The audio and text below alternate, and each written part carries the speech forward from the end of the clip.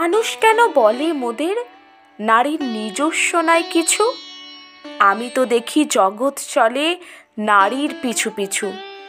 বাপের ঘরে লক্ষ্মী আমি, স্বামীর ঘরে অন্নপূর্ণা, ছেলের ঘরে জননী আমি, আমি ছাড়া সংসার অসম্পূর্ণা।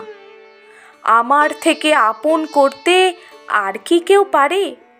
বাপের ঘর ছেড়ে এসেও পরকে বাঁধি ঘরে। গোত্র থেকে গোত্রান্তর যদিও আমি হই, তবু যেন জননী রূপে সকল দুঃখ সই। ভারত মাতা সেও নারী, নারী জগৎধাত্রী। নারী হলো এ জগতের সবার জন্মদাত্রী।